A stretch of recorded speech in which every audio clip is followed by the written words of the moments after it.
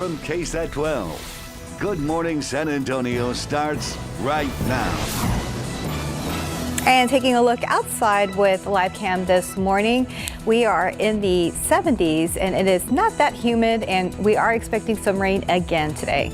Good morning, everybody. We are now at Thursday, which is July 22nd. Thanks for joining us this morning. I know some people got rain yesterday, but I didn't. What about you? Yes, showers. Yeah, wet pavement when I got back to the house after dinner last night. The thing I'm enjoying is it seems like this time of year we usually drop down maybe 82, 80 degrees. That's a nice. Look at that. 72 degrees out at San Antonio International Airport. Mike Osterhage is here now. And yeah, it's like Steph was saying, it's pretty pleasant when you step outside. The humidity is lower than it's been in the past couple of mornings. So this is really kind of the last day of this strange weather pattern we've been in. Strange, unusual weather pattern. Now it's going to be back to summer, really starting tomorrow afternoon. But we do have some rain chances out there. There's nothing showing up on radar right now.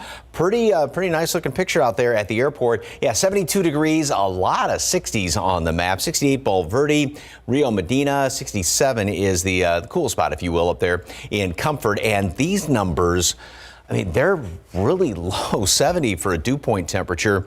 That's not bad. 65 Bulverde, even around Otis and Castroville, where you usually have some higher humidity.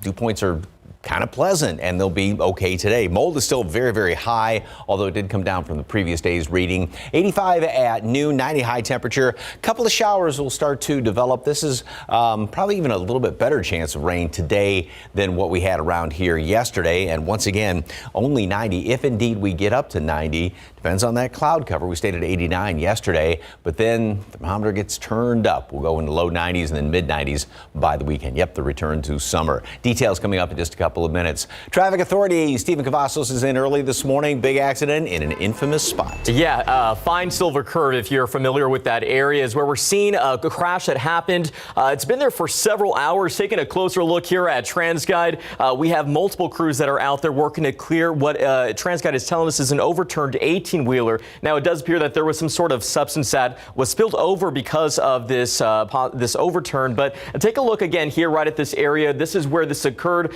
a little bit before 11:30 last night. So again, they have been out there for several hours, and they're expected to be out there for a little while longer, getting all of this cleared up. But no doubt this could be a headache for drivers who are going to be heading out the door in the next few moments, or even possibly later in the morning.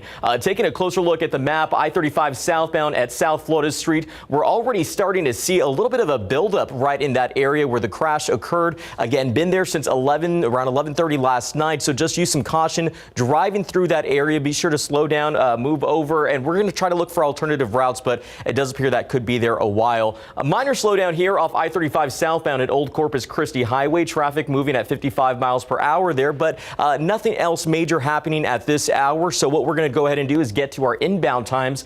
They're looking pretty good so far, but we're seeing a little bit of a slowdown right here at 281 from Bulverde coming into the downtown San Antonio area. 27 minutes right now, 26 minutes from 35 in New Braunfels, and 30 minutes coming in from I-10 to the downtown San Antonio area. But bringing it back here, this will be the big talking point today, and we'll see how that impacts that morning drive. Mark, Stephanie? Thank you, Stephen. New this morning, a fire breaks out at a northwest side building housing several businesses. Jonathan Cotto is live in the 1400 block of Hildebrand with the latest. Good morning, Jonathan. Good morning, Mark. I'm located on West Hildebrand off of Catalina Avenue, not too far from I-10, where fire crews, as you can see, are still working this fire on a local business. We can zoom in and take a little bit of a better look here. The fire, according to officials, broke out close to 1 o'clock this morning. Firefighters arrived to heavy amounts of smoke. They say that one of the structures actually collapsed over. They were immediately attacking flames on the defensive. Now, the building is considered to be a complete loss right now. We don't have any confirmation if there was any injuries or anyone inside the building at this time. But of course, Mark, Stephanie, arson and fire investigation units are on scene. We'll continue to update you with the latest as more information is made available. For GMSA, Jonathan Cotto. Mark, Stephanie. Thank you, Jonathan. New this morning, a surge in cases of COVID-19 across the country are being driven by that highly contagious Delta variant. There are also new reports of so-called breakthrough infections among people who are already fully vaccinated. ABC's Alex Brachet has the latest from Washington.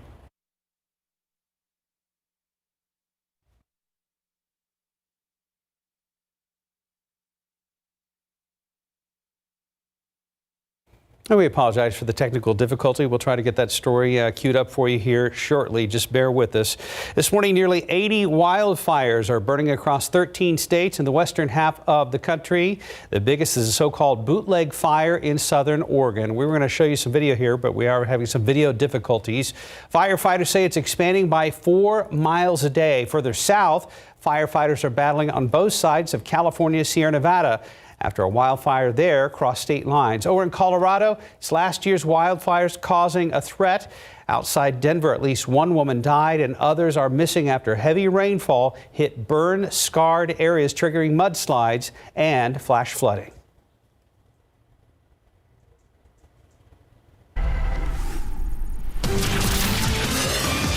And taking a look outside with live cam again, we're at 72 degrees and expecting it to feel a lot more like summer this weekend. We'll be right back.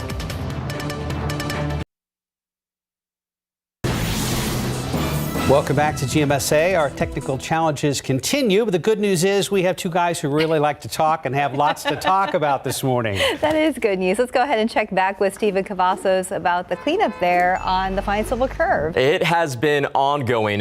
This has been out there for several hours, according to TxDOT's website. This overturned 18-wheeler came in around 11:30 this last night, I should say. And again, crews have been out there for several hours, and you can see this cleanup is well underway. It doesn't appear that it's going to be going anywhere anytime soon. This is right there along that infamous Fine Silver Curve, which experts do say is very tricky to navigate, especially in those 18-wheelers carrying large liquids or any material. So it could cause major delays and disruption for that morning commute. But take a look over there. And I think some of our producers even saw something coming on out there coming into work this morning. So just use some caution again and slow down for those first responders that are out there working to clear things up. It could be a while that we'll be seeing this out there. So we'll be monitoring that. But look at this. Even from the last few moments that we talked about that crash right here at I-35 southbound at South Florida Street, we saw a little bit of a buildup there, but it does look like that is now starting to stretch there along I-35 southbound right at South Florida Street. So do be prepared to slow down and find those alternative routes. We're going to be looking through for those throughout the morning.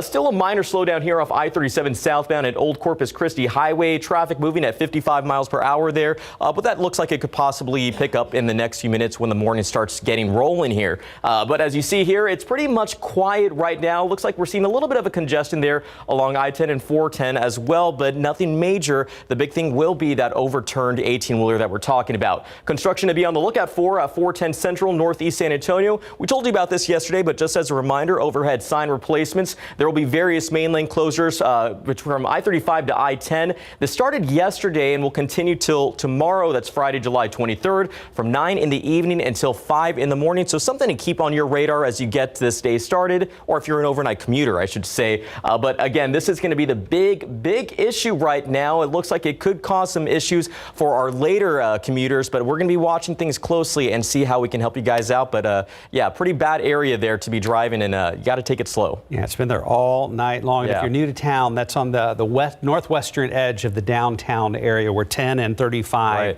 meet. So it's going to affect things for a while. Stephen, we know you'll keep us updated all morning. Thank you. You know, the other thing to think about besides 35 southbound to 10 is 35 northbound which is 1035 that wants to continue on 10.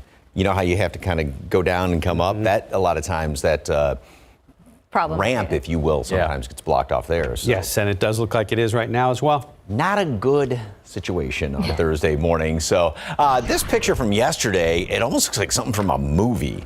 I don't know if Mr. Potato Head or not, but yeah, clouds start rolling in and they make for beautiful, beautiful photos out there. Thank you very much for the KSAT Connect picture. Yeah, we did have more scattered showers and thunderstorms around the area yesterday. Once the sun went down, they pretty much all died off. And right now it is a fairly tranquil morning. We've got some really pleasant temperatures. Humidity is okay. I mean, it's not bad when you open up the door this morning. This is the satellite radar picture going back 12 hours.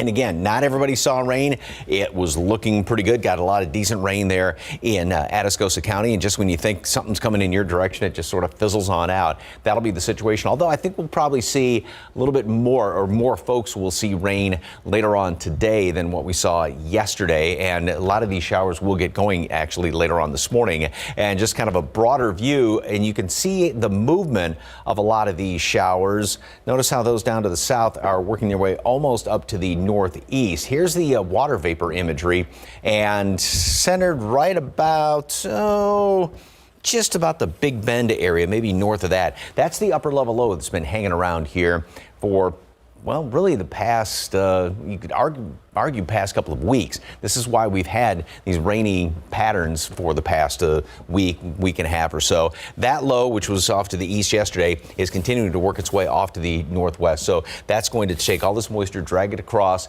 and that's going to continue with the chance for some rain today. So here's the rapid update computer model. This actually has some of these showers, and you saw the ones down to the south working their way into our eastern counties. Has a few more showers developing throughout the rest of the morning, and then as we go on into the afternoon, we'll have scattered showers, a few thunderstorms. That'll be the case in toward dinner time, and then they will die down. But it also looks like a few of those may continue to linger on into tomorrow morning.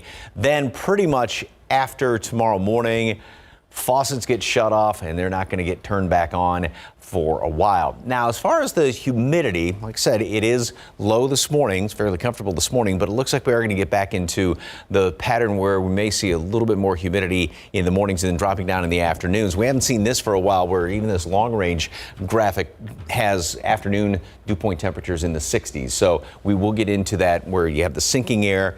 You get some drying air in the afternoon, or drier air in the afternoon, and so it is a little bit more comfortable. But with that drier air in place, that also is going to allow temperatures to get hotter, in just the way everything's kind of setting up around here. So we've got the big area, that high, that clockwise rotation off to the west of us, and then the low sitting in here. But this thing, it's kind of done its due, and it's going to sort of fizzle on out, if you will. And so then the high pressure, which is usually what we see around here in the summertime, is going to be taking over. And that means, well, it's back to summer instead of this nice little reprieve that we've had for a while. 85 degrees today at noon. A couple of showers, a couple of thunderstorms will continue to develop throughout the morning. And then later on this afternoon, we are going to be seeing high temperature up to 90. Scattered showers, a couple of thunderstorms, about a 40% chance, or even better than that, for some rain later on this afternoon. This is, I think, the best day of the past few, and the last day that we really see any rain around here, other than the leftover morning shower tomorrow. And then temperatures get turned up. By the way, today, the normal high temperature has gone up 1 degree to 96. So we're still below normal, even over the weekend, closer to it, obviously. And we're going to be getting up into the mid and upperish 90s going into next week. I see that constant sun on your graphic. Yep. Clouds in the morning, sunshine in the afternoon. So after having temperatures well below normal, looks like the end of July, last week of July, is going to feel like July. So as I've said before in the past, from saute to kind of bake and then full on broil. Mm-hmm. Okay, good description. So thank you, Mike. Right now we're at 445, 72 degrees. And a quick look out there with TransGuide. There's a situation there at the Fine Silver Curve. Crews still cleaning up that accident from overnight. When I came in, I kind of saw that, but I didn't realize it had been there so long. We'll be checking back with Stephen Cavazos.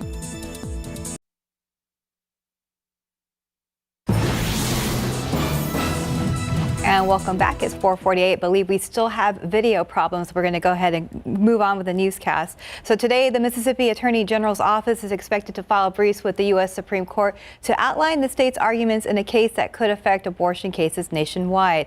A 6-3 conservative majority with 3 justices appointed by former President Donald Trump said in May that the court would hear arguments later this year over a Mississippi law that would ban abortion at 15 weeks.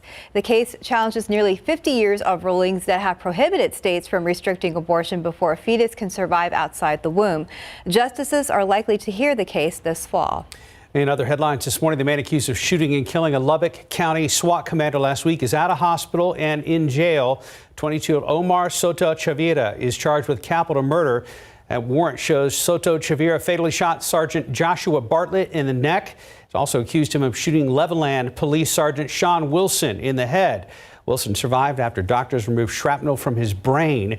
According to the warrant, Soto Chavira shot another deputy in the hand. He was treated and released. Soto Chavira was in the hospital getting treated for a gunshot wound. Additional charges are expected. And time now is 4:49 and it's about 72 degrees right now. Let's take a look at all your lottery numbers. Pick 3 this morning, 1, 3, 4. Fireball 0. Your daily 4 numbers 5, 3, 9, 7. Fireball 9. Cash 5, 1, 16, 21, 29, 30. Lotto Texas 11, 23, 30, 40, 45, 48. And your Powerball numbers 27, 28, 44, 67, 68. Powerball 11, Power Play 2. Good luck.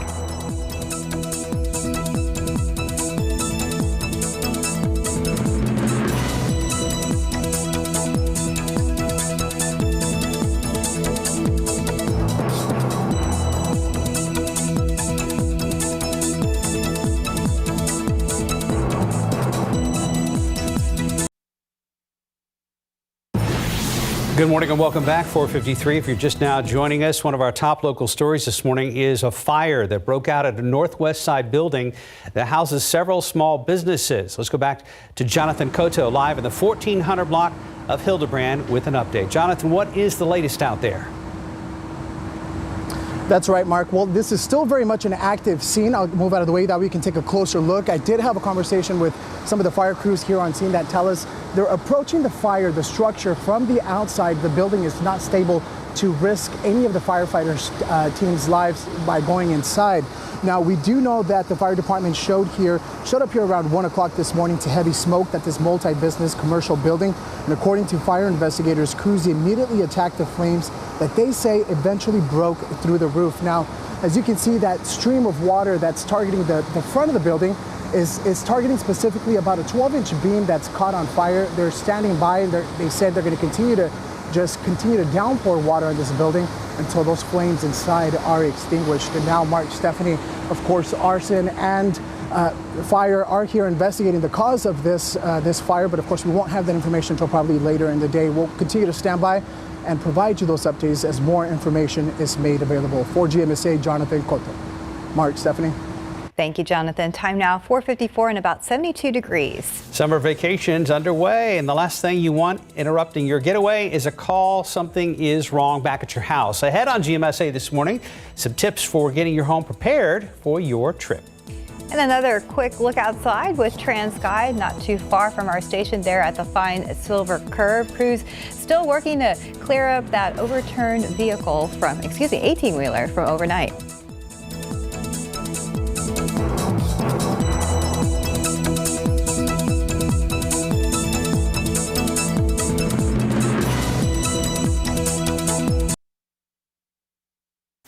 Live from KSAT 12. Good Morning San Antonio starts right now. Outside with live cam, got to be honest, we've had steamier summer mornings around here. It's not too bad. We've got temperatures in the lower 70s out at San Antonio International Airport. Good morning, everybody. It is Thursday, the 22nd. Thanks for joining us this morning. I've enjoyed the break in temperatures. It's been very nice, very pleasant, but I guess our break might be over soon. We've been milking this for as long as we can, included the bountiful rainfall we've seen around here. Here's Mike with an update and perhaps a bit of a reality check. Well, the reality check is not going to happen today. It's still going to be the unusual July weather, which does include rain, which does include or keeps those lower temperatures around here. So we'll just cross the other bridge once we get to it. 72 degrees. The dew point is at 70. Now, relative to the temperature, we have high humidity, but 70 is fairly comfortable as far as the amount of moisture in the atmosphere, which means step outside and it's not like you're walking into a wall of humidity.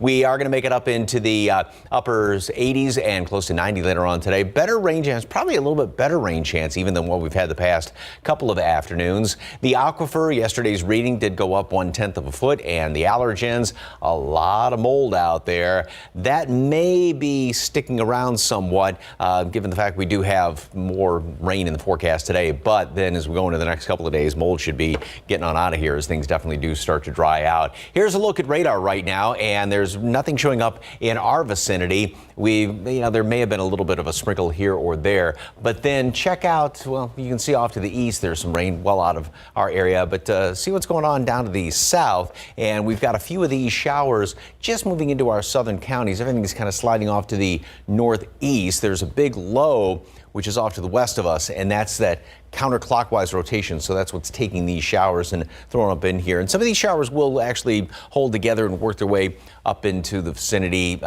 even later on this morning. We've got that chance for a couple of them to pop up later on this morning, and then more developing later on this afternoon. So a couple of those showers, not bad when you step outside. Scattered showers, thunderstorms, low 90s, or excuse me, upper 80s to about 90. A couple of low 90s out there, but still well below normal temperatures. Then we go into the weekend. Tomorrow, a couple leftover showers, low 90s. And then we're going to start to look at mid 90s. And then we're looking at mid 90s and maybe even hotter than that going into next week. So this weather pattern pretty much comes to an end after today, and it's back to summer. Details on the weekend coming up in just a couple of minutes. Traffic Authority, Stephen Cavazos, big problem in a familiar place. Yeah, we've been talking about this, and we'll probably be talking about this throughout the morning.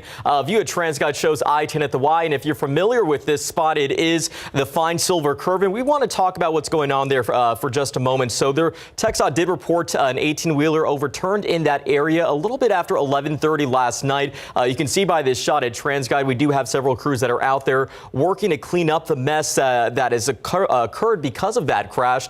This is likely a spill that the 18-wheeler was carrying. Now, we do know that TxDOT is in the middle of a years-long traffic study to examine that area, but Samuel King, that is, spoke to experts about the infamous curve, which is unlikely to see a takedown, or I should say tear down, rather, because of the disruptions it would likely cause. But right now, if you are familiar with that area, there are speed limit signs to take it slow, 25 miles per hour out there. Again, this is along that infamous fine silver curve. So do be prepared. We may see some issues later this morning. But right now, that crash reported here off I-35 southbound at South Florida Street. We do know one lane is blocked at exits 156, I-10, and exits 570. And we're starting to see that traffic slowly building, but we'll be watching that closely. For now, another crash taking place here off I-10 eastbound. The entry ramp from W.W. White Road is closed right now, but you can see that right now we are starting to see a little bit of delays here and there. But other things to keep a lookout for is a closure here that's going to be taking place off Loop 1604 westbound from Sono Parkway up to Blanco Road. This is going to be along the frontage roads there. It's going to be current until tomorrow for utility work, and we've been telling you about this a few times here and there, but it should be wrapping up tomorrow, starting at 9 this morning, finishing around 4 this afternoon. But taking a wider scale look at things, looks so far pretty calm, but we do have these two crashes that we are going to continue to watch throughout the morning. It is causing, or could possibly cause, some potential delays and disruptions for those early morning commuters. Jumping here to our inbound times, though, they are looking pretty good if you're going to be driving in to the downtown San Antonio area from any of these neighboring communities. Take a look right now. If you are coming in from Castroville on Highway 90, we have 18 minutes so for you right now. 17 minutes coming in from 35 in Lytle, and 28 minutes coming in from Pleasanton on 37. Pretty pleasant drive there. But jumping back here, it's not looking so pleasant here at I-10 at the Y. Again, this is along that fine silver curve. So if you are familiar with that area, just take it slow. We do have that overturned 18-wheeler that we will continue to watch. It does look like it is since cleared, but the cleanup is well underway. Mark, Stephanie? Looks like they're about to open that all back up. We'll keep us updated. Thank you, Stephen. New this morning, San Antonio Fire Department tackling a blaze at a local business overnight. Jonathan Cotto is live on the scene off of West Hildebrand. And Jonathan, at last check, there were still crews there behind you. That's right. Busy morning for crews. The scene's still active. However, that downpour we were witnessing earlier has now subsided. Fire teams continue to be here on scene, investigating a little bit of the structure right now. What we do know is that the fire department did arrive on scene about 1 o'clock this morning to heavy smoke at this multi-business commercial building. And according to fire investigators, crews immediately began to attack the flames that they say eventually broke through the roof.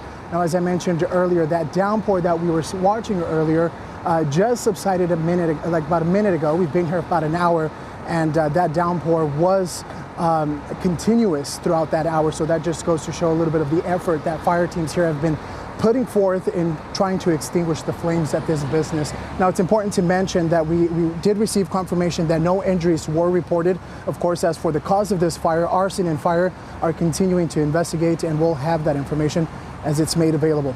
For GMSA, Jonathan Cotto. Max, Stephanie. All right, thank you, Jonathan. Flooding problems of our own. Nonstop summer rain exposing new flooding concerns in many parts of the city. People in San Antonio District 6 saw significant flooding a few weeks ago.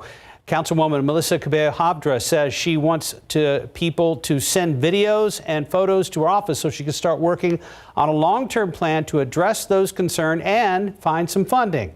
One of those neighborhoods was Great Northwest Community. Residents have raised concerns about greenways that need to be maintained. Head to KSAT.com for information on how to reach your council representative. And time now, it's 5:05 and it's about 72 degrees out there. Let's go out there right now, see how things are looking as we wait for the sun to come up. Yeah, the summer heat has not yet returned, but it is on the horizon. Mike Oster has the details as we are now one day closer to the weekend. Thanks for starting your day with us on GMSA.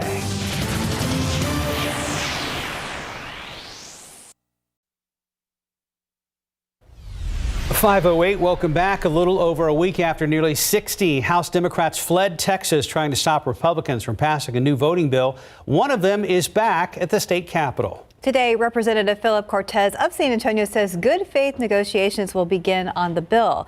Republicans have requested that any discussion on the bill be done in the House. Cortez's return still does not give Republicans enough members to vote. Cortez says a small group of lawmakers in D.C. asked him to come negotiate on their behalf.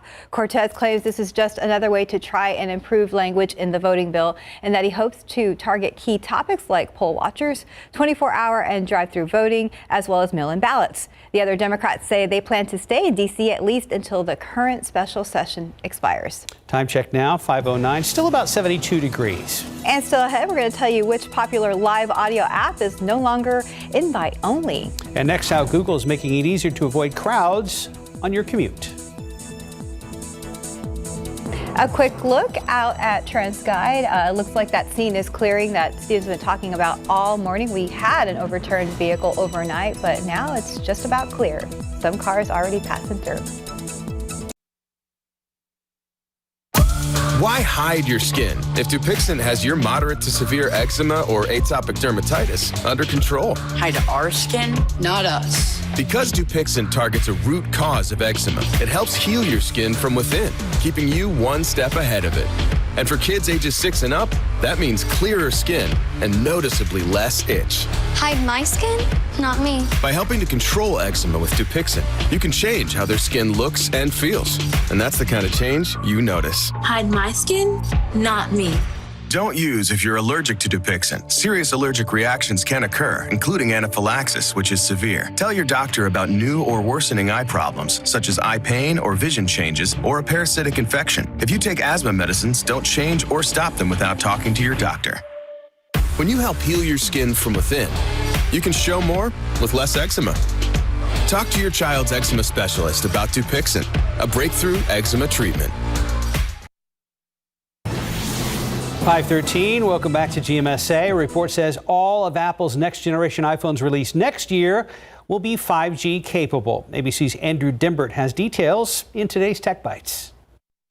In today's Tech Bites, Apple's big move into 5G. According to online tech reports, all iPhones will be 5G capable starting next year, so no more 4G phones. Reports also say that Apple will overhaul its cheapest model, the iPhone SE, which will be available early next year.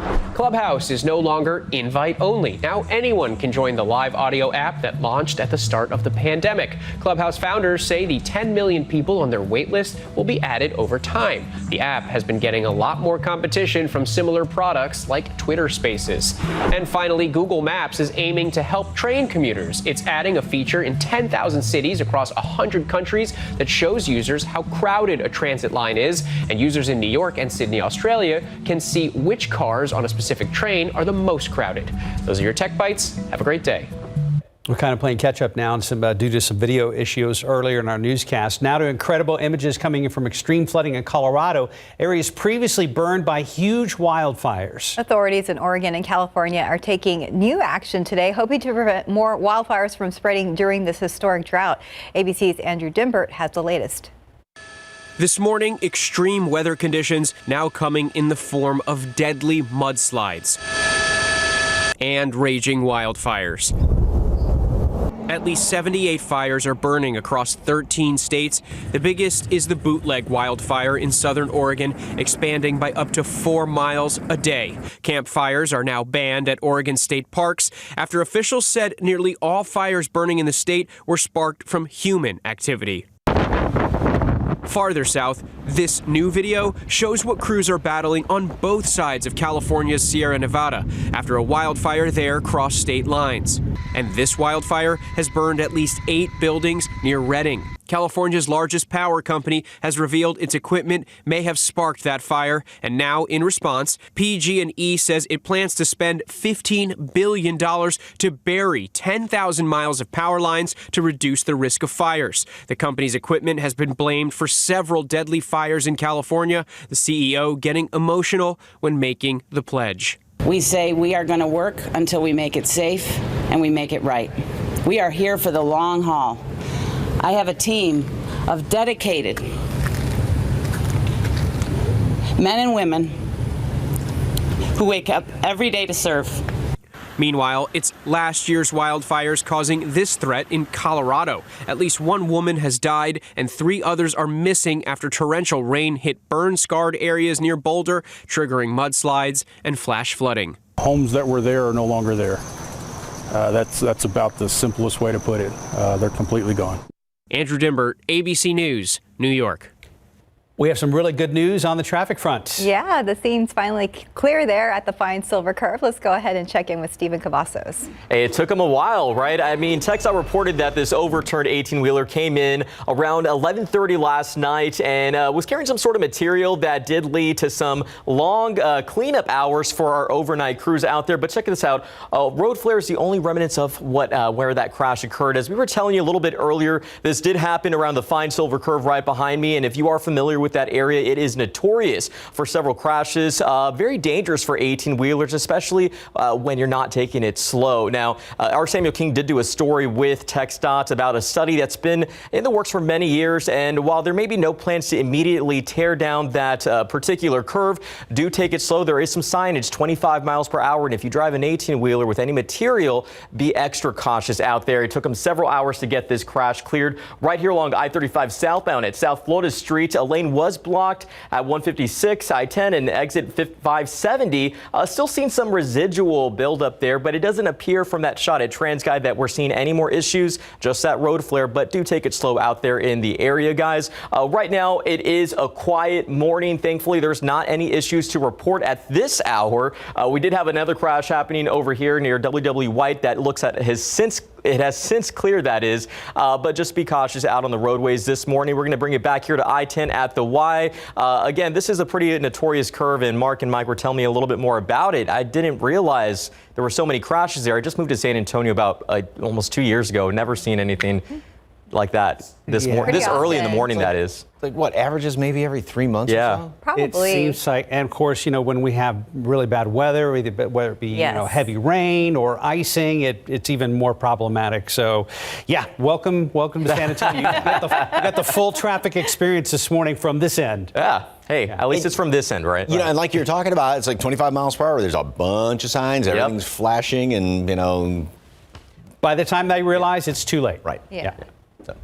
All right, beautiful. Let's just switch gears here. No pun intended with that one. But, I mean, look at the beautiful, as it says, God's beauty. I mean, those pink flowers, that beautiful orange butterfly, and everything is blooming so nicely with all the rain that we've had. However, we've been kind of getting spoiled, I guess, as far as the lawn watering from Mother Nature for the past couple of weeks. But you're going to have to remember you got to water all your beautiful plants and everything because faucets are getting, wow, what happened there? Okay. Anyway, let's go to, pop up mini maps, anything behind me there? We'll just go with this. You can see CityCam right now, live picture of downtown and kind of a hazy look over there as of right now. and I hear music in my ear. There we go. Okay, everything's back. Boy, I tell you, we got gremlins in all the computers. Somebody just needs to kick them. Anyway, yesterday, 89 degrees. That was it here in town. We did have that high cloud cover, so that kept things just down ever so slightly from hitting 98. Even Eagle Pass, 88 degrees. Of course, you had a bunch of rain earlier in the morning, and the hot spot, 95 on this map, which, again, this is just head scratching kind of graphics out there because we're not seeing anything just ridiculously high temperatures, and that's just going to be the same situation today. 96 for a high in Del Rio, and just about 90, upper 80s. Again, very dependent upon the cloud cover. If you keep those thicker clouds hanging around here, obviously that's going to be blocking the sun. And even heat index readings, now granted down to the south, we're going to have some heat index readings up into the hundreds, but still everywhere else it won't be too awfully oppressively humid out there. We do have an upper low, which is parked just about up to the northwest of us, west to northwest of us. And that's why this flow is kind of coming in from southwest up to northeast. So this thing is a big counterclockwise rotation here. It has been working its way across the area. It will continue to move off to the west. And as it does, it's just going to be dragging all this moisture and energy across here. And that's going to give us a few more showers. Even later on today, a couple of these are going to be developing. There are some well down to the south right now, and they are looking like they're going to hold together. And again, not everybody sees rain, but about a 40% chance or even better for a few showers and thunderstorms. And we'll see more developing by noon, early afternoon, and throughout the rest of the afternoon going in toward dinner time, and maybe even a couple of leftovers early tomorrow morning. Then that's pretty much going to be about it. Tomorrow afternoon, we'll start to see, as things transition, it won't be as warm as it's going to get, but we'll be up into the low 90s, a lot of sunshine tomorrow afternoon, and then it heats up from there. But today, 85 degrees, couple of showers, even a thunderstorm or two by noon, and a few more scattered about the area later on this afternoon. Once again, going for 90. A lot of folks won't even hit 90 again today. Then we get into the low 90s tomorrow, and plenty of sunshine in the afternoon. A little more humidity in the mornings, a little drier in the afternoon. With the dry air, heats up a little more easily, so we'll definitely make it up into the mid-90s by the weekend and going into next week. I had a question last half hour and I just remembered this one. Any tropical activity of note in the Caribbean or the Atlantic? Nothing right now. It's funny, there's a system off to the east of us, and that the Weather Service, or excuse me, the Hurricane Center just flagged it's on land. It's a little dot right there around, say, Alabama. And the Weather Service, Hurricane Center has indicated it may kind of just scooch over and drop into the Atlantic Ocean off the coast of Georgia, off the East Coast. So they're flagging it right now, thinking that may develop into something if it gets into the Atlantic Ocean. If I recall, that's not the first time this season they have flagged a system that was already over land. Yes, correct. Weird. So, and this is for future. Right. Okay. Got it. Well, okay. For but now, other than that, it's real quiet right now. Only 2 months into the hurricane season, though. Still got 4 months to go. Yep. that's true. So you can do your lawn work this weekend, just early in the morning, probably. Thanks for reminding me. Catch up. 522, about 71 degrees now. And still ahead in your morning spotlight, yet another Hollywood production is past due to COVID-19. Plus, there's new castings news regarding Keira Knightley and Leslie Grace. Let's take a look at your lottery numbers. Pick 3, 1, 3, 4, Fireball 0. Daily 4 numbers 5, 3, 9, 7, Fireball 9.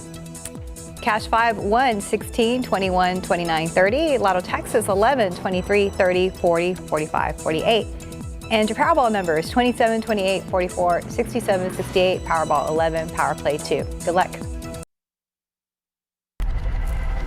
Time now for our entertainment roundup. Here's CNN's David Daniel with the Hollywood Minute. We'll meet again. Don't know where. Don't know when. Yet another production pause due to COVID-19. Deadline and the Wrap report, someone on the Westworld production team tested positive for the coronavirus, prompting HBO to delay production on season 4 of the series. COVID cases have prompted shutdowns on several productions in the U.S. and the U.K. in the past week. That was incredibly exciting. Keira Knightley is set to voice the main character in Charlotte, an animated drama about a young Jewish artist during the Holocaust. Meanwhile, In the Heights actress Leslie Grace reportedly reportedly has been cast as Barbara Gordon, a.k.a. Batgirl, in a film set for HBO Max. How's everybody doing? Good. A first for Sheila E., the queen of percussion, is this year's winner of Modern Drummer Magazine's Readers' Poll. That means she'll be inducted into the magazine's Hall of Fame, the first woman so honored in its more than 40-year history. Keeping the beat in Hollywood, I'm David Daniel. Right now it's 5:27. We're at 71 degrees. And still ahead on GMSA, how President Joe Biden hopes to pass a bipartisan infrastructure bill even after Senate Republicans blocked the vote. Plus another problem at the Tokyo Olympics as officials talk about the possibility of last-minute cancellation if COVID infections continue to rise. And here's a new friend. Just waiting for you to take them home. They're going to check in with the San Antonio Humane Society after the break. Making headlines this morning, President Biden continues to move forward on his infrastructure plan even after it was blocked by Senate Republicans. A ride in an ambulance has led straight to jail for one man. This is all after San Antonio police say he jumped into the driver's seat. I'm Katrina Weber. I'll tell you more about it. And taking a look outside with live cam this morning, another break in temperatures. We are at 71 degrees right now. Very nice.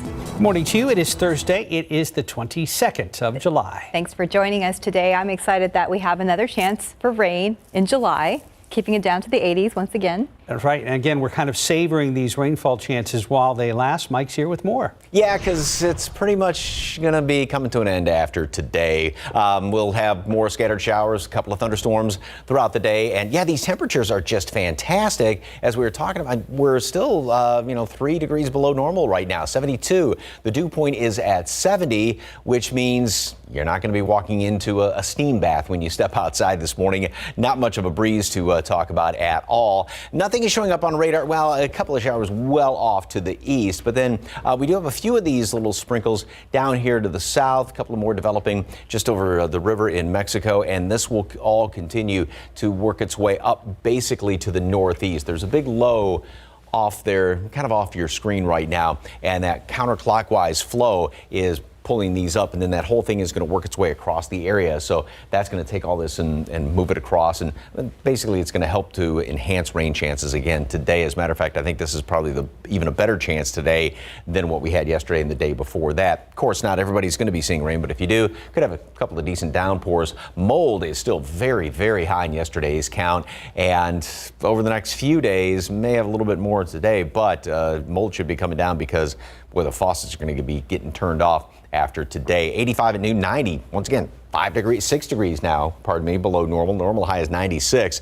and a fairly decent chance for some rain out there. As far as the weekend, boy, it's going to feel like summer. Details coming up in just a couple of minutes. Traffic authorities, Stephen Cavazos, and boy, you've got some great news. Yeah, usually we start to see a lot more of these issues pop up as the morning starts to progress, but it was right out the gate when we started, came in at 4:30 to talk about a few incidents that were going on around the Alamo City, particularly, but taking a look at our shots at TransGuide, looks like traffic is moving pretty smoothly at this hour, but one of the bigger issues that we were talking about earlier was this crash off I-35 southbound at South Florida Street along the infamous Fine Silver Curve, where an 18-wheeler had overturned around 11:30 last night, which led to long hours for cleanup crews, but it looks like that has since cleared. This is just something in our system. Traffic moving pretty smoothly through that area, so that is some good news. Something to be on the lookout for today is some roadway closures here off State Highway 211. Now, this is going to be going on today from 8 in the morning to 6 in the evening. It's a single lane closure in both directions from Briggs Avenue, Briggs Ranch, I should say, to US 90. Now, there'll be roadway repairs, so just something to be on your radar if you're heading through that direction on Highway 90. But right now, things are looking good, so that is good news if you're heading out the door here in the next few minutes. Taking a look at our inbound times, looking good as well. Coming in from Seguin, it's pretty green with 29 minutes, 23 minutes from 87 from Lavernia to the downtown San Antonio area. And if you are coming in from Floresville, we have 28 minutes for you at this hour. But bringing it back to our shots at TransGuide, yes, we did have those issues earlier in the morning, but right now, Mark Steff, it looks like things are moving pretty smoothly. Good news. Thank you, Stephen.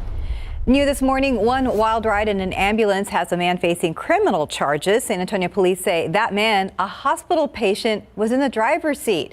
Katrina Weber is live outside downtown Baptist Hospital in the 100 block of Dallas Street where that ride began. Now, Katrina, we understand that police say he stole the ambulance. Well, that's right. From what police tell us, that ambulance was here outside the hospital, belongs to a private company, parked out here with the keys still in the ignition. They say that hospital patient walked out and jumped in the driver's seat. Now, he was able to drive off and made it about a half mile away from here, as you will see in the video that we have. This happened around 11:30 last night. The police tell us that a guard at the hospital did see what was going on the monitors, ran outside, tried to stop that man. The patient was able to pull out a hospital knife, according to police, and then use it to threaten the guard. As the patient drove off in the ambulance, police say that the guard fired off a shot, hitting and shredding the tire. By the time the ambulance did make it all the way downtown to the Greyhound bus station, that tire was shredded. Police were able to catch that patient as he was getting out of the hospital, and then they took him into custody. And again, he will face criminal charges in connection with what happened here. Reporting live downtown, Katrina Weber, KSAT 12 News. Thank you, Katrina. President Joe Biden's much-touted bipartisan infrastructure deal still in a state of limbo as Republicans and Democrats rush to finalize the plan.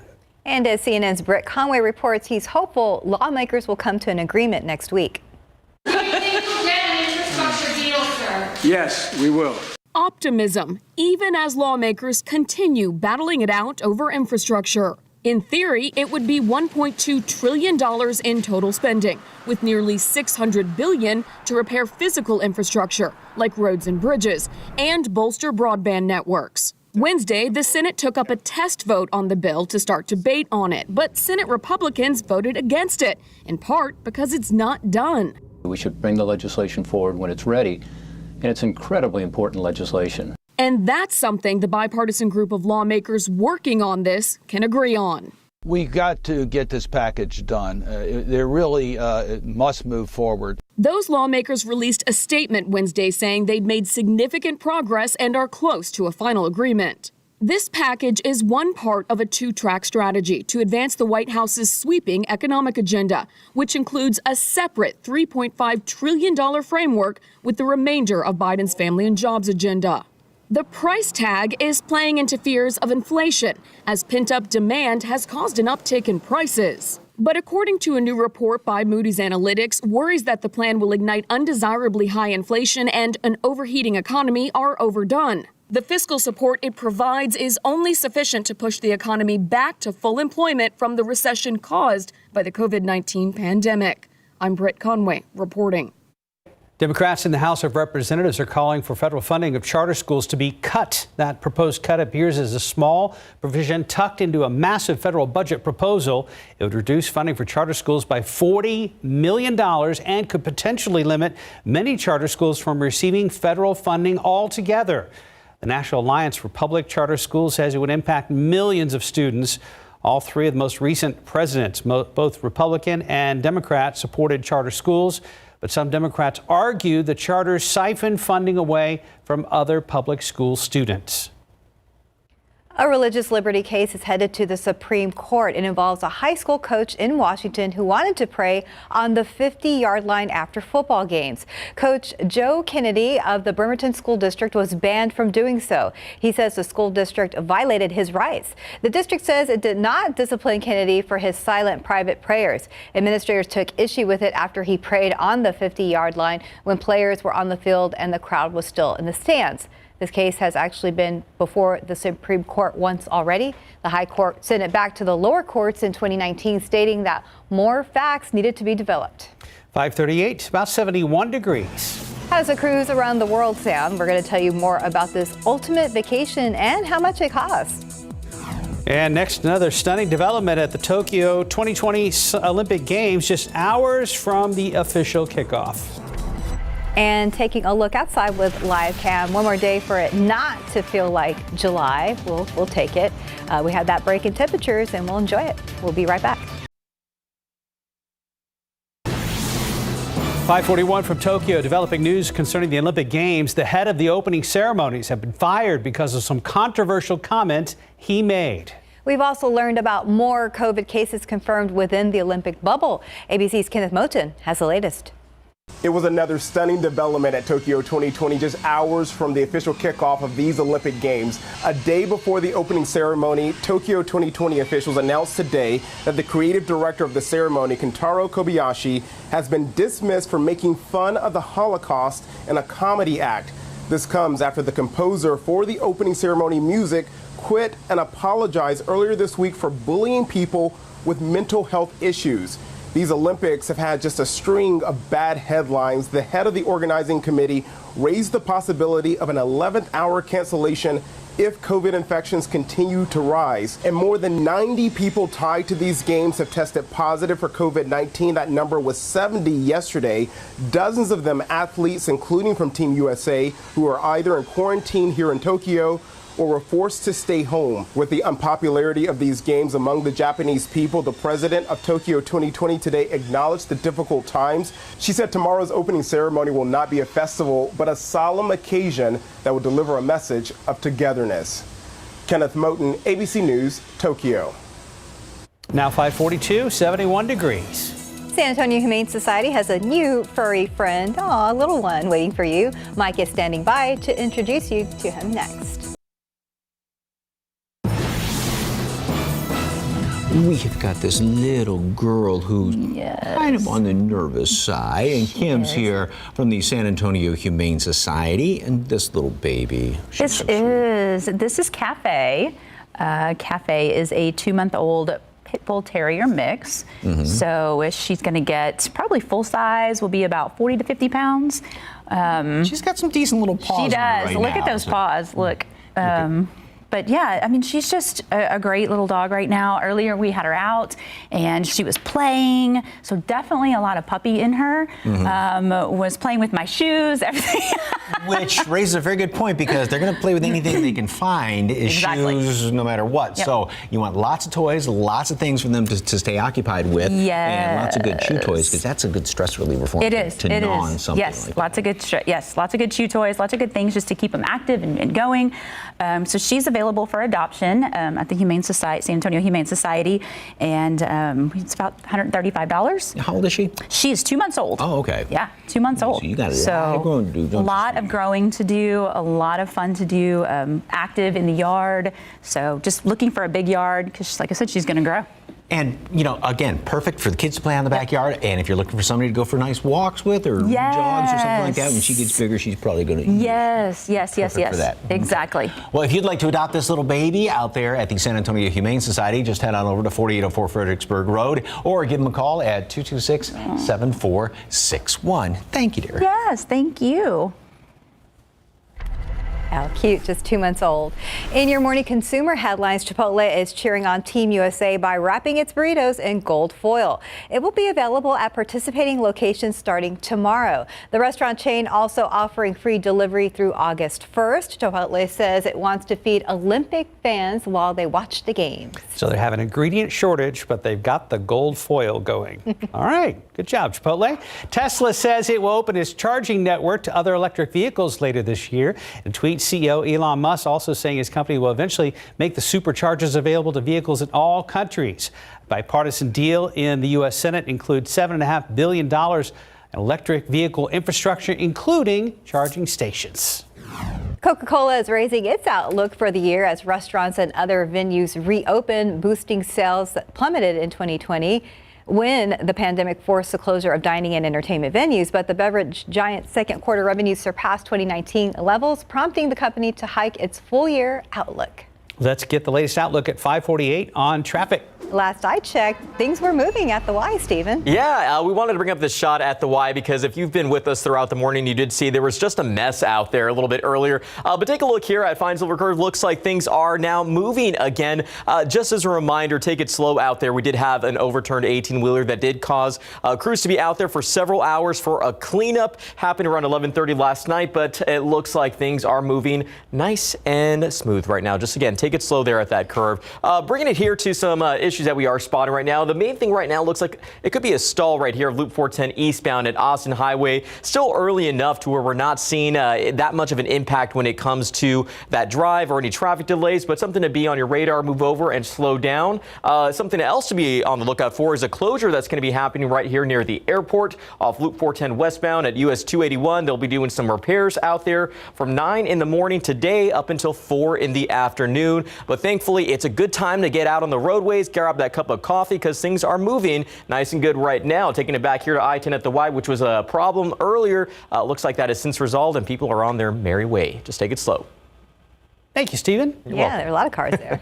Don't read the caption. Okay. Okay. I already did. Oh, okay. Don't say anything. Sorry, Mike. But, I mean, beautiful picture. What's it look like? It looked like the sun, but I did read the caption. It says rays from the moon. That's a shot of the moon. And, yeah, 2 days away from full, so it's nice and big and bright out there. But, yeah, it looks like a sun picture. Gorgeous shot, either way. So interesting. That's a night shot? Yeah. Yeah. Really? Mm-hmm. Yeah. Wow. I know.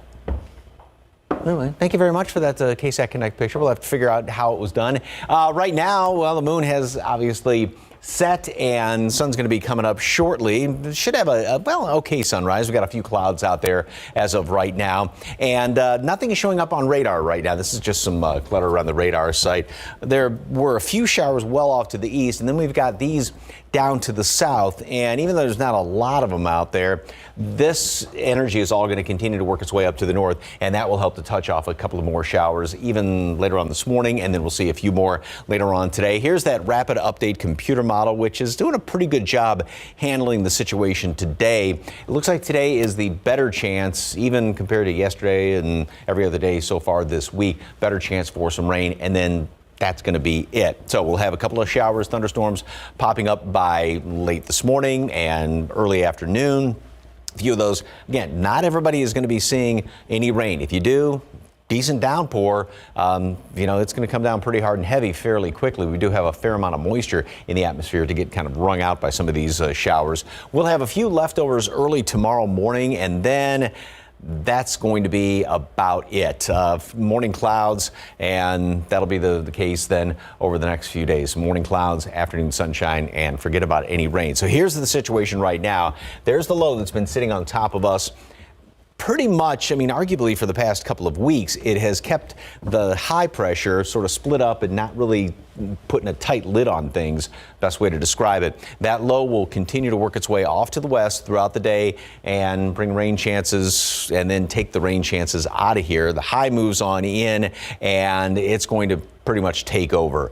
Typical summertime weather pattern with that high almost right on top of us. So that's going to push down in the atmosphere, going to help to heat things up. We'll get some drier air in the afternoon. That allows things to heat up more easily. And also that pretty much suppresses any sort of rain development around here. Quick check of the tropics. Mark was asking about this last half hour. We do have a couple of waves coming in or coming off of the coast of Africa.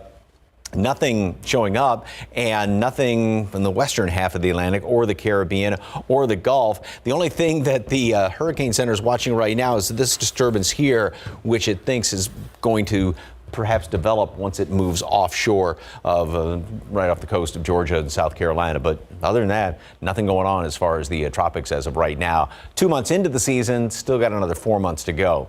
85 degrees at noon. Couple of showers, couple of thunderstorms around the area, and a better chance to see rain today, although once again, most folks will not. If you do, though, decent downpour. 90, that's going to be it, if indeed we do hit 90. Again, very dependent upon cloud cover, obviously, and then more sunshine tomorrow. A couple leftover showers, 92, 95s over the weekend, 96s going into next week, and that is what we would expect in July. Normal lows, normal highs? Yes, indeed. We had time to prepare. You knew it was going to happen. But still, that graphic, no triple digits. That's true. Okay, there's that. 5:53, about 71 degrees. And file this under the must be nice category. A trip around the world on a cruise ship sells out in just hours. We're going to tell you how much it costs and where it's going. Here are your lottery numbers. Pick 3, 134, Fireball 0. Your daily 4 numbers, 5397, Fireball 9. Cash 5, 1, 16, 21, 29, 30. Lotto taxes 11, 23, 30, 40, 45, 48. And your Powerball numbers, 27, 28, 44, 67, 68, Powerball 11, Power Play 2. Good luck.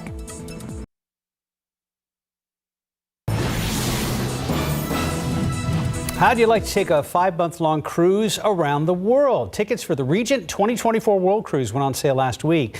Fares start at more than $73,000 per person and went as high as $200,000 per person. But the price didn't seem to deter a lot of people. The cruise sold out in less than 3 hours.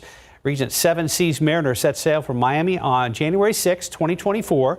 The ship will stop at 66 ports in 31 countries. Includes destinations like Central America, Hawaii, South Pacific Islands, Australia, New Zealand, Southeast Asia, and the Mediterranean.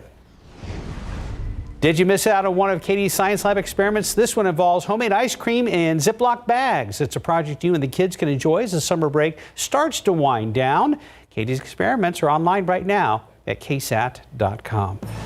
Thanks for starting your day with us right here on GMSA. Ahead in our next hour, could the Longhorns and Aggies be reuniting in the near future?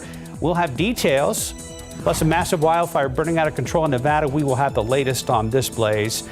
And an update on an overnight fire on San Antonio's west side at a commercial business area. Jonathan Cotto, staying on top of this story, is going to join us with a live report. And our biggest traffic incident cleared at the Fine Silver Curve earlier this morning on GMSA after being there all night long. We will check back in with Stephen Cavazos and check on things as the morning commute starts to ramp up.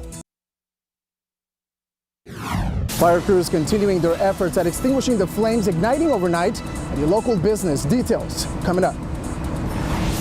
Massive wildfires continue to scorch the western U.S. We will have the very latest. And taking a look outside with live cam this morning, a nice shot there and nice temperatures. We're at 71 right now.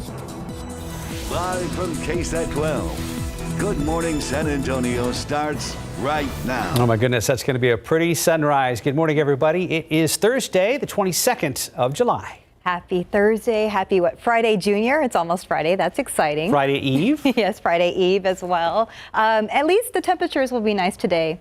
I like that. 7-day forecast, though, does include a bit of a reality check. Mike's kind of been warning us about this all week long. Yep, the end has been in sight, and the end is kind of here. This is the last day when we have decent rain chances and the lower temperatures, but then, yeah, things are definitely going to start to heat up. Is it my imagination, or is that getting lighter in the background? Yes, it is. It definitely is. Okay, yeah, we've got a Nice. decent sunrise, looks like in store. Got a couple of showers out there down to the south, so what clearing we have right now, we'll see a fair amount of clouds throughout the day. And these showers, they may actually fall apart, but all this energy is going to continue to kind of get lifted up in our area. And so we do have a chance for some rain actually later on this morning. Mold is on the high side. I think yesterday's reading, the updated count is going to be coming out in an hour and a half or so. This did come down from the previous day. And should actually, once we get into the next couple of days, mold is going to be very low just because we're not going to have any moisture out there because things are going to start to dry out. Temperatures, we're going to stay in the low 70s. And the chance of rain, yeah, we will see a few showers developing later on this morning, but especially then this afternoon. Better chance for some rain. And of course, not everybody's going to be seeing it. 85 at noon and a high temperature. If indeed, again, depending on cloud cover, yesterday we had just enough of those kind of high clouds out there to hold temperatures at the high at the airport at 89. So right around 90, a lot of upper 80s out there. And with the showers and a couple of thunderstorms. Heavy downpours, yeah, you get one of those thunderstorms, it's going to be coming down pretty hard and heavy quickly and sort of on the breezy side. It will feel like summer this weekend. Those details coming up in just a couple of minutes. Traffic Authority, Stephen Cavazos, and it was shaping up to be one of those mornings, but now... Yeah, just slowing down. Thankfully, we're going to keep our fingers crossed for that, especially if you're going to be heading out in the next few minutes. Although things have slowed down, we are seeing some issues here and there. This stalled vehicle reported off I-10 East at Loop 410. You can see that there's some flashing lights. It could be one of TxDOT's Heroes trucks assisting that driver. Taking a look here at the map, we do see that stalled vehicle has a right-hand shoulder blocked right off I-10 eastbound at Loop 410. We're seeing a little bit more people, drivers out on the roadways right now, but we're not seeing as many issues as we saw about an hour or so ago. Again, good sign if you're heading out the door in the next few minutes, but stalls seem to be the trending issue right now. Loop 410 eastbound at Austin Highway. We told you about this one a few minutes ago. It looks like it is still out there and a lane is closed due to that stalled vehicle, so just check those vehicles before getting out on the roads this morning. Again, shaping up right now to be pretty nice versus what we saw a little bit earlier this morning. Aside from these stalled vehicles, it's pretty quiet right now. We're going to go ahead and take a look at these inbound times. If you're going to be traveling from any of these neighboring communities into the downtown San Antonio area, take a look right now. Pretty green is what we're seeing here. Pleasanton, 28 minutes on 37, Pleasant Drive there. 17 minutes coming in from 35 in Lytle, and 19 minutes if you're coming in from Highway 90 from Castroville. Taking it one last look here at TransGuide I-10 East at Loop 410, where there's still flashing lights and a stalled vehicle. Be sure to move over, slow down, and check those cars before hitting the roadways. Mark, Stephanie? New this morning, San Antonio firefighters had their hands full with a fire at a local business last night. Jonathan Cotto joins us live from that scene off of Hildebrand. Now, Jonathan, crews have been there all morning. What's the latest? That's right. Not quite as busy of a scene as it was just moments ago, but fire crews are still actively engaged in monitoring the building that you see behind me. Just take a look at some of the images we were able to gather from earlier today. Now, the San Antonio Fire Department arriving close to 1 o'clock this morning to heavy smoke at this multi-business commercial building. And according to fire investigators, crews immediately attacked the flames. They say eventually broke through the roof. Now, arson and fire investigation units are on scene. We've been told that the building is a total loss. It's important to mention that investigators have told us no injuries have been reported. Of course, we will continue to monitor this scene closely and bring you all the latest updates as more information is available. For GMSA, Jonathan Cotto. Firefighters also busy overnight with another fire on the west side. This one around 11:30 last night at a house in the 2100 block of South Laredo Street. Crews believe this might have been an electrical fire that made its way into the attic of the home. Residents were able to get out safely, and firefighters quickly knocked out the flames. Damages are estimated to be just about $50,000. Also new this morning, a hospital patient in police custody after threatening a security guard and stealing an ambulance. That happened around 11:30 last night at the medical center in the 100 block of Dallas Street. That's where officers say a patient walked out of the hospital and made his way towards an ambulance with the keys in the ignition. When a hospital security guard tried to stop him, the patient pulled a knife out. The guard ran back to his vehicle, grabbed his gun, and shot the tire on the ambulance. Police officers eventually caught up to the patient at the Greyhound station in the 500 block of St. Mary Street, where he was taken into custody. Katrina Weber is staying on top of this story. She's going to have the latest ahead in our next half hour of GMSA. New testimony in the trial of Otis Mccain that included the words, quote, "He said it felt good to shoot him," end quote. It happened while a San Antonio police officer was on the stand testifying about the arrest of Otis Mccain, the man accused of murdering Detective Benjamin Marconi in 2016. As Erica Hernandez reports, the jury is also getting to see video of McCain's arrest. One by one, SWAT officers took the stand to explain their roles at the time of Otis Mccain's arrest. Our responsibilities at that time, they would entail was just supplementing the team. The team charged with the takedown is using the element of surprise to attempt to apprehend the suspect at that time. I opened the driver's side door, scanned and assessed the suspect for any weapons on his person. Undid his seatbelt, assisted him to the ground, at which point he was handcuffed and taken into custody. The video of the arrest and this testimony were used to show no shots were fired and that McCain was compliant the entire time. Following his arrest, McCain's home was searched by crime scene investigators. Black Nike shoes, custody paperwork, and a black Spurs cap similar to the one seen worn on the suspect the day Detective Benjamin Marconi was killed were all found in McCain's home. Another witness that testified was Officer Parker Morris. Now, Officer Morris was the one who walked Otis McCain into the magistrate's office after he was in custody. According to Morris, McCain told him during a pat-down search he killed Detective Benjamin Marconi. What statement specifically did the defendant make to you or in your presence during the pat-down? Yes, ma'am. He made it felt good to shoot him. Today, the prosecution could present Otis McCain's interrogation video, which is expected to be about 4 hours long. The trial resumes today at 1 o'clock. Erica Hernandez, KSAT 12 News. In your other morning headlines, the man accused of shooting and killing a Lubbock County SWAT team commander last week is now out of the hospital and in jail. There he is. 22-year-old Omar Soto Chavira is charged with capital murder. A warrant shows Soto Chavira shot Sergeant Joshua Bartlett in the neck. It also accuses him of shooting Levelland Police Sergeant Sean Wilson in the head. Wilson survived after doctors removed shrapnel from his brain. According to the warrant, Soto Chavira also shot another deputy in the hand. He was treated and released. Soto Chavira was in the hospital getting treated for his own gunshot wound. Additional charges are expected.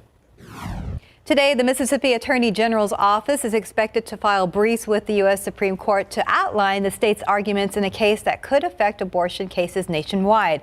A 6-3 conservative majority with 3 justices appointed by former President Donald Trump said in May that the court would hear arguments later this year over a Mississippi law that would ban abortion at 15 weeks. The case challenges nearly 50 years of rulings that have prohibited states from restricting abortion. Justices are likely to hear the case this fall. Now to incredible images coming in from extreme flooding in Colorado in areas previously burned by wildfires. Authorities in Oregon and California are taking new action today, hoping to prevent more wildfires from spreading during this historic drought. ABC's Andrew Dimbert has the latest. This morning, extreme weather conditions now coming in the form of deadly mudslides and raging wildfires. At least 78 fires are burning across 13 states. The biggest is the Bootleg wildfire in southern Oregon, expanding by up to 4 miles a day. Campfires are now banned at Oregon state parks after officials said nearly all fires burning in the state were sparked from human activity. Farther south, this new video shows what crews are battling on both sides of California's Sierra Nevada after a wildfire there crossed state lines. And this wildfire has burned at least 8 buildings near Redding. California's largest power company has revealed its equipment may have sparked that fire, and now, in response, PG&E says it plans to spend $15 billion to bury 10,000 miles of power lines to reduce the risk of fires. The company's equipment has been blamed for several deadly fires in California, the CEO getting emotional when making the pledge. We say we are going to work until we make it safe and we make it right. We are here for the long haul. I have a team of dedicated men and women who wake up every day to serve. Meanwhile, it's last year's wildfires causing this threat in Colorado. At least 1 woman has died and 3 others are missing after torrential rain hit burn-scarred areas near Boulder, triggering mudslides and flash flooding. Homes that were there are no longer there. That's about the simplest way to put it. They're completely gone. Andrew Dimbert, ABC News, New York. Thursday morning time check. It's 6:11, about 71 degrees. Still ahead on GMSA, we have a recap of the first full day of Dallas Cowboys training camp in Oxnard. Plus, could the Longhorns and Aggies be reuniting under the same conference yet again? We have that and more in morning sports. Interesting. Maybe a Thanksgiving game again? We'll see. Taking a look outside with live cam, we're at 71 degrees. Not too bad for July. Enjoy this weather. We'll be right back. 6:15, welcome back. Time for a look at morning sports. A bombshell announcement for the Big 12. Texas and Oklahoma have apparently reached out about joining the Southeastern Conference. That announcement could come in a couple of weeks. It's according to the Houston Chronicle. The report says if that happens, that would give the SEC 16 teams. Texas A&M Athletic Director Ross Bjork was quick to respond, telling ESPN that A&M only wants to be the only SET program in the state of Texas. Head coach Jimbo Fisher is coming off his best season ever in Aggieland, finishing 4th in the country. Camping with KSAT, powered by Davis Law Firm. On to Oxnard, the first full day of Cowboys camp. Coming to the first day, there were reports that the Cowboys were only at 70% vaccination rate, well, below the 85% threshold the NFL wants. And since the Cowboys are one of only 2 teams in camp right now, NFL scrutiny is at a very high level. Meanwhile, Cowboys owner Jerry Jones got emotional several times yesterday. He commented about returning to Oxnard after 25 years since his last Super Bowl win. Included his relationship with Jimmy Johnson, who will be inducted to the Hall of Fame this summer as a member of the class of 2020. Johnson won 2 Super Bowls for the Cowboys in the 90s before being replaced by Barry Switzer. HBO's Hard Knocks is also returning to document the Cowboys' comeback to California. First day of practice is today. I'm just going to be honest. I mean, I about wrecked my truck when Jerry called me. I was driving through a rainstorm, but once I got back on the road, I'm all in. So I'm excited about it. On to Missions baseball. Thanks to rain suspending Tuesday night's game, the Missions and Springfield Cardinals picked back up in the 4th inning last night. Missions took game 1 10-5, but it wasn't so good in game 2. Missions jumped out to an early lead 2-0, but the Cardinals would come back and win the game. Missions fall 10-3 in the second game. That series continues tonight at 7:05 out at Wolf Stadium. And a lot of people are on the road now this Thursday morning. Let's go ahead and check in with Stephen Cavazos. That's definitely right. More people are getting out on the roadways. As you can see, these shots at TransGuide show that things are picking up here off I-37 at Hackberry. A little bit smooth here at Loop 410, but, you know, not really many issues. We're starting to see things get moving, and thankfully not anything serious at this hour. But take a look. We do have some stalls to talk about. This one here off the I-10 eastbound at Loop 410. The right-hand shoulder is blocked due to that stalled vehicle. It's been there for a little while now, but seeing a little bit of a build up there along 410. Thankfully, nothing major at this hour, although we are seeing more of these drivers out on the roadways. This doesn't look like it's going to cause any real big issues right now, but we are jumping up here to New Braunfels. 3 lanes are blocked and a left-hand shoulder is blocked due to a stalled vehicle at I-35 at Ruckel Road. You can see that we are starting to see that there is a little bit of that build up there, but just take it easy out on the roadways, guys, and check those vehicles before getting out on the roads. And as we mentioned, nothing major to report in terms of crashes or anything else, but we did have some issues a little bit earlier. Those have since resolved, and right now the morning commute is looking pretty good. Taking one last look here at TransGuide. Again, check those vehicles. That's where that stalled vehicle is. I-10 East at Loop 410. Move over and slow down if you see those flashing lights as well.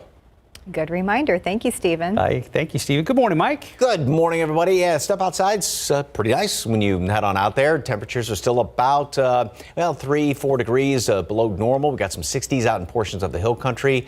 Look at that up the road, 64 degrees. Wow. That's almost unheard of right now. And a couple of showers going to be possible, especially down to the south. And then they will continue to develop a little bit more this morning. More showers and scattered thunderstorms later on this afternoon. Again, most everybody won't see rain, but if you do, you're going to have a fairly decent downpour. And that's pretty much going to be it. This is the end of the unusual July weather that we've been having around here. And then it's just going to get back to summer this weekend. Beautiful view of the moon. It is not quite full. It's going to be full on Saturday on the 24th, but beautiful picture. Thank you very much, Siobhan, for that one. And boy, what a nice looking sunrise this morning. A couple of wispy clouds are out there, and then lots of blue skies, lots of pinks and oranges as well. Nothing is showing up on radar right now, but this is what I was talking about. There are a couple of showers down to the south, and even though these may kind of fizzle on out, there's a lot of energy being pulled up here from a low which is centered just off to the west of us. And so think of a big wheel spinning in a counterclockwise direction, and that's why all of this is being pulled up to the north. Throughout the morning, early afternoon, we'll see some of those showers and storms developing, and then a few more later on this afternoon. Most of them are going to be dying down once the sun goes down. There could be a couple of leftover showers early tomorrow morning with morning clouds. Then we'll see sunshine in the afternoon. Then that's going to be the pattern that we get into. More clouds in the morning, sunshine in the afternoon, a little more humidity in the morning, and then lower in the afternoon. Today, now we have these dew points that are fairly pleasant right now. We haven't had a real strong flow out of the southeast. We'll see kind of a comfortable afternoon today, but then watch how the humidity really starts to kind of pump back on in here. So we'll have higher humidity, like I said, in the morning. It will be dropping down. That'll be kind of the 24-hour cycle that we go through. Clouds, humidity in the morning, sunshine, drier in the afternoon. 85 today at noon. A couple of showers, a couple of thunderstorms, and then a high temperature today. 6 degrees below normal. Normal high now is up to 96, and then we're approaching obviously the first couple of weeks of August when it gets up to 97, but well below normal today. A lot of folks won't even hit 90 just because of some of the cloud cover out there. Scattered showers, a couple of thunderstorms. Most of us won't see rain, but hopefully you do. But don't forget, then everybody's going to have to start watering a little bit. All the flowers and plants have been getting those wonderful drinks of water, because there's nothing coming from the sky but sunshine starting tomorrow afternoon all the way through the weekend and going into next week. Temperatures, well, that's summer. That is summer. That's July. That's July. That's what we normally expect this time of year. And we've had a break from the temperatures. We have had a break from high power bills, and now maybe a little bit closer to normal there too, unfortunately. Had to bring that up to the That's I did. true. I forgot about our utility bills. I'm a bit of a realist. Sorry about that. 621, 71 degrees. And still ahead on GMSA, big plans from Apple for its next generation of iPhones. Details after the break.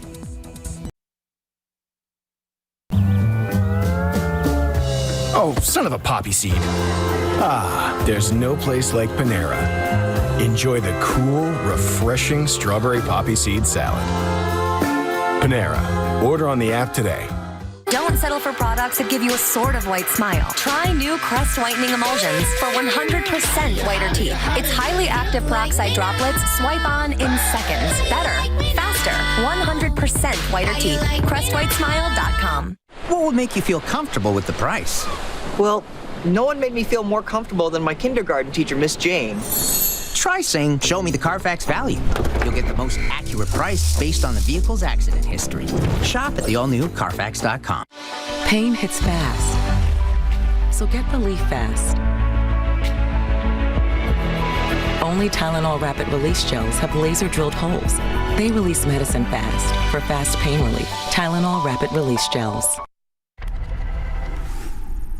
In this morning's GMA First Look, deep sea debate. Should shark bites be called attacks or just encounters?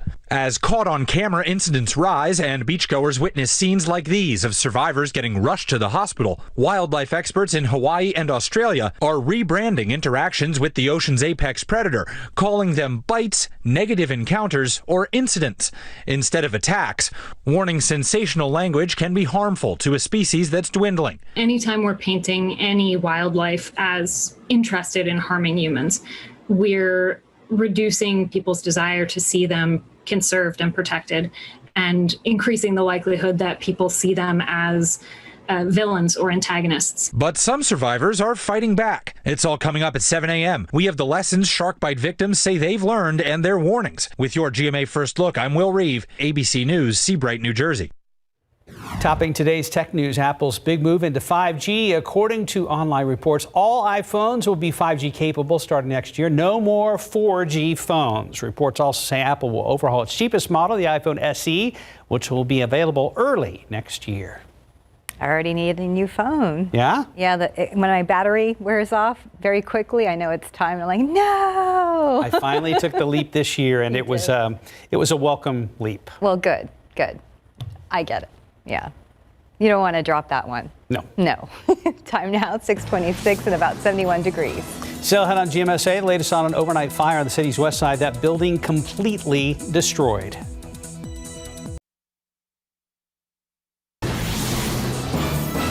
San Antonio police say an ambulance with the keys inside was just too much temptation for one man. They say he jumped in the driver's seat and drove off. I'm Katrina Weber. I'll tell you what happened next. Cases of the coronavirus making a summer surge. I'm Alex Brachet in Washington. Coming up, the questions about masks in schools.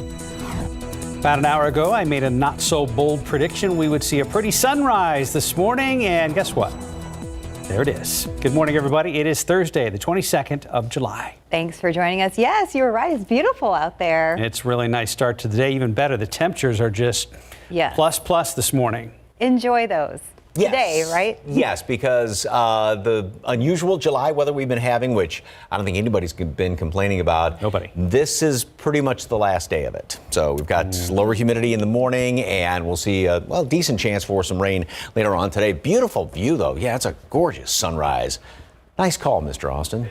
And temperature right now stands at 72. The normal average low is 75, so we're still below that. Dew points at 69. And even though, of course, the magic number threshold is 60 when you can start to feel the humidity, but boy, there's no complaints there. Not much of a breeze out there because, think about it with those dew points. They have been in recent memory up in the 74, 75 degree range, so that's comfortable. We do have some showers down to the south, some of our southern counties, everything, not a lot, but this is all part of the same low that's been sitting almost right on top of us. It's now just off to the west, and it's going to continue to generate some of this rain throughout the rest of today. Yesterday's count on the allergens mold is very, very high, just about 16,000, although it did come down from the previous day's reading. So a couple of showers, especially later on this morning, one or two of them. And welcome back. It's about 6:43. Summer vacation is in full swing, but before you jump on that plane, there are a few things to do to make sure you're not going to face any surprises when you get back from your trip. In this morning's Ask Angie segment, Max Massey discusses vacation preparation for your home and lawn. Keep them both in mint condition while you are away. Summer vacations are in full swing, and the last thing you want interrupting your beach getaway is a call that something went wrong at home. So this morning, we have some tips to keep in mind while you are away. You don't want to have to worry about your home while you're on a relaxing vacation. Luckily, there are a few things you can do to make sure there are no headaches during or after your trip. Start by adjusting your thermostat, then unplug any appliances that might use up some extra energy. Second, think about your kitchen. Make sure to clean out your fridge and take out the trash that could become smelly over the course of a vacation. Putting your lights on timers and closing your curtains and shades, all easy ways to save energy and protect your home while you're away. There's no need to leave the lights on 24/7, but timers can actually help it look like someone's home, and it can deter burglars from targeting your house. Before leaving, be sure to take your laundry out of your washer. Then turn its water off and also unplug it. This will save you some energy and money while you're away. You may also want to turn off your hot water heater. These actions will also both help prevent flooding. Before leaving, be sure to take your laundry out of the washer, then turn its water off and also unplug it. That'll save you some energy and money while you're away. You may also want to turn off your hot water heater. These actions will also help prevent flooding. Do a final sweep before you leave. Make sure those candles are blown out. Also, make sure your stoves, ovens, and gas is all off. Nobody wants a call from the fire department when they are miles away from home. Max Massey, KSAT 12 News. We keep smiling because we keep seeing Mike's KSAT Connect picture out of our peripheral vision. It's great. We can't wait to tell you or show you. Yeah, that's coming up. Yeah, but let's check in with Stephen Cavazos right now. And what I was checking on the cameras out there, a lot of green on the screen as far as the grass. Yeah, it's very green. Maybe it's because of all that rain that we've been seeing, but I like seeing a little bit of a lush I guess the outdoors, the grass looks pretty good, and so is traffic. Traffic's looking pretty good. Got to talk about traffic more than grass, though. Take a look at these smooth commutes that we're seeing here on I-35 at Brooklyn. Getting a little bit busier as we're starting to get this day started, and thankfully there's not real many issues out on the roads at this hour. I-35 northbound at New Braunfels Avenue, a new stall coming in. Looks like a lane could be blocked out there. Just be sure to move over and slow down as we are getting things started, and if you see those flashing lights. But yeah, pretty green on here on the screen as well, with the roads looking pretty good at this hour. But just as a reminder, we've been seeing a lot of stalls out throughout the morning, especially over the last week. And as I like to show this as a reminder for anybody that is experiencing a stall in any of the highways, TxDOT does have their Highway Emergency Response Operator or HERO program. Now, some of the services that they do provide include changing flat tires, giving air to low tires, adding gasoline and water, and performing minor vehicle repairs. So that's just a few. Their number 210-732-HERO, and you can contact them if you're experiencing any of those issues out on the highways. But taking a look here at US 90 at Nogalitos, getting a little bit busier right now, but I think we're going to jump to Mike, move on over to Mike, I should say. I wanted to reveal this picture. So this is one, if you've ever had a big dog and you wake up in the morning and you kind of sense something is looking at you lying in bed, it's sort of a picture like this. Now, granted, this is a cow, but I mean, it's just that, schnoz right there in the face. I love her name, too. I know. Yeah, it just fits for a cow, Charlotte. And yes, happy that the storms were moving out. So it's just it's like in your face, welcome to the morning. And it is a good looking morning out here. A little bit of a haze along the horizon, though. And 69 degrees is the dew point temperature, which means it's pretty comfortable when you step outside. I mean, most readings are down in the 60s. Bernie Stage at 64 right now. That's almost pleasant, and it's not a steam bath out there. So enjoy it today, because it does look like we'll get back into our cycle of having a lot more humidity in the morning and then dropping down in the afternoon. A few showers are showing up, even almost looks like a little thunderstorm right across the river from Laredo. We will continue to see some of these move up into the area throughout the rest of the morning, as the low, which is just off to the west of us, continues with that counterclockwise rotation and keeps some of these showers around. Now again, here's the computer model that's sort of the broad brush. Not everybody's going to be seeing rain, but you'll have a few showers, a couple of heavier downpours here and there, some thunderstorms, breezy winds. And then tomorrow morning, if you leftover showers, that's pretty much it. We get into the cycle, like I said, clouds in the morning, sunshine in the afternoon, same thing over the weekend, day in, day out. It's going to be that broken record of summertime weather as we go into really starting over the weekend and then going into next week. And with drier air in the afternoons, sunshine, all the ingredients, going to help to heat things back up to where we would expect to be. 85 degrees today at noon. A couple of showers, a couple of thunderstorms will continue to pop up around the area. High temperature today only up to 90, which still 6 degrees now below normal, and a lot of folks won't even get up to 90. We didn't hit 90 yesterday just because of some of those higher clouds out there, so that may be kind of the upper end of things here especially in the metropolitan area. Tomorrow, after a leftover shower in the morning, 92 high temperature, and then we'll get back up into the mid 90s and even a little bit warmer than that, or I should say hotter than that, going into next week. So 96 the normal high temperature, and that's going to be the case through first week of August, and then we get into that roughly 12 day period there where the normal high temperature, average high in those 7th through 10th of August, 7th through 17th of August about is 97 degrees. You know what's about to get super busy around here? Not that it hasn't been already, is swimming pools, lakes, rivers, anywhere to cool off in the as we finally hit the dog days next week. And you always know when you're getting later into the summer if you're around a pool, because the concrete stays hotter, so you can't even walk on it. You have to run. Back in May, it was like, okay, and then it's like, yes. Hey, yesterday we had that hot car experiment going on in the parking lot. Did you guys see how hot it got in there?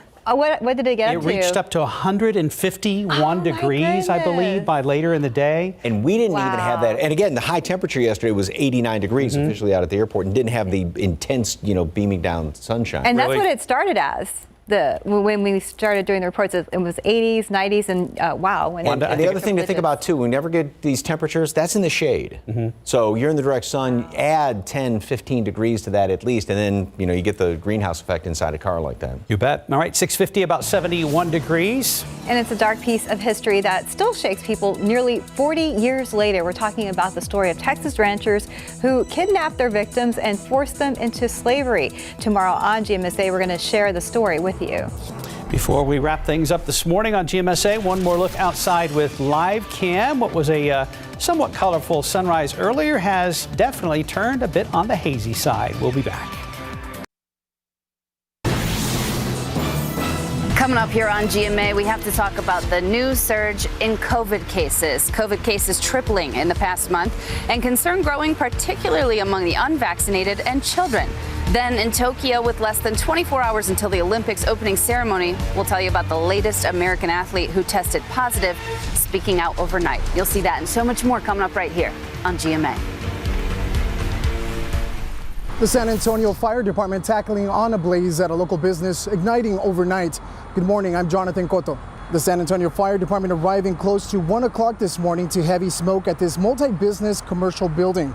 According to fire investigators, crews immediately attacked the flames that they say eventually broke through the roof. Arson and fire investigation units are on scene. We've been told no injuries have been reporting. For GMSA, Jonathan Cotto, KSAT 12 News.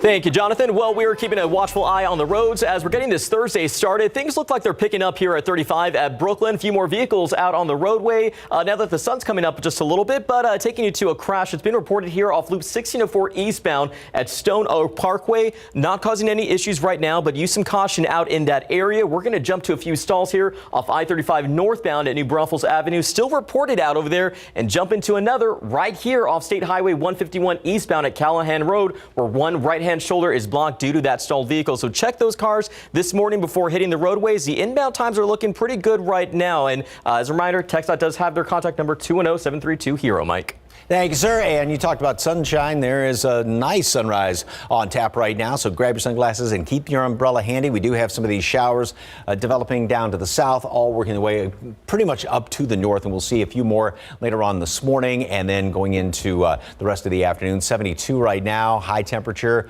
may not even hit 90. That's great news. It is. All right, thanks for watching, everybody. We'll see you back here at 9. Have a great day.